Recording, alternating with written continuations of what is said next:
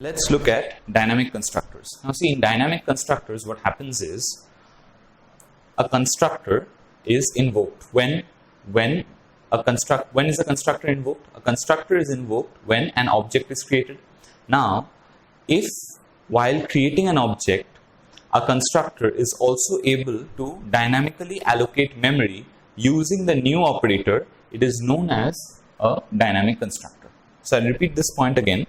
Any constructor which is able to allocate memory while object creation using the new operator will be known as a dynamic constructor. Okay, so here I have taken an example where I have a class called string.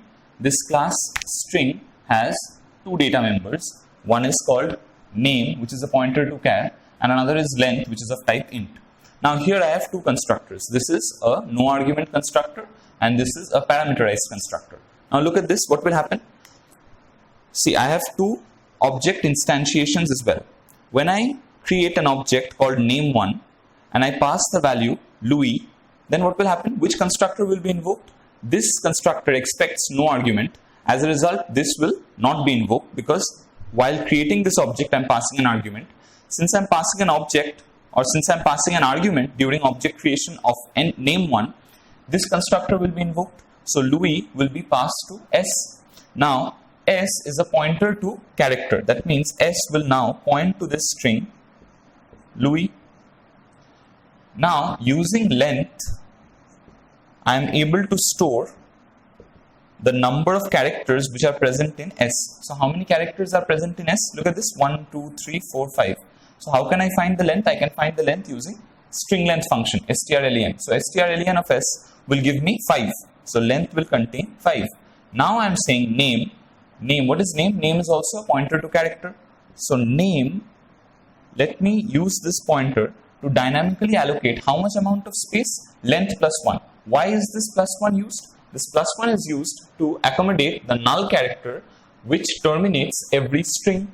That means name will now be pointing to this string called Louis,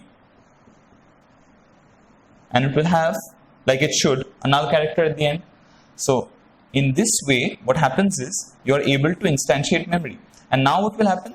strcpy, see, because of this, so I have actually what I have shown here is this part.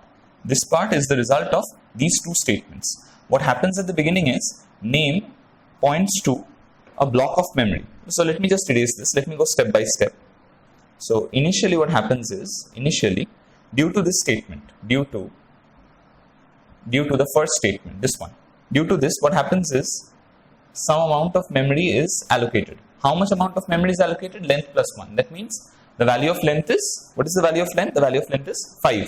So length plus 1 means 6. So 6 units of memory, 1, 2, 3, 4, 5, 6. 6 units of memory are allocated, and the first unit of memory, the address of the first unit of memory is stored in name. So it is as if name is pointing to this entire block.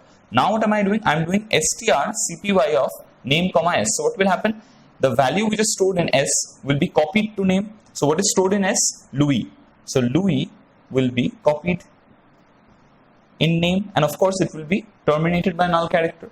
So what happens here is I have a constructor, I have a parameterized constructor which is using the new operator to allocate memory while object creation. See, I am creating an object called name1, and while creating the object I am allocating memory as well. Such constructors are called dynamic constructors. So dynamic constructors need not always be parameterized constructor.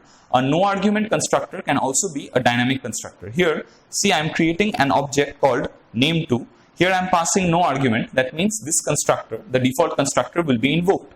Now when the default constructor is invoked, what happens is the length value is 0 and name is allocated how much space? Name here is allocated only 1 unit of space because 0 plus 1 is 1. So name will be pointing to 1 unit of space which is currently empty. So in both cases you can see that the new operator is used to allocate memory while object creation. So I hope you have understood this. If you have any doubts, you can leave them in the comment section below. Thank you.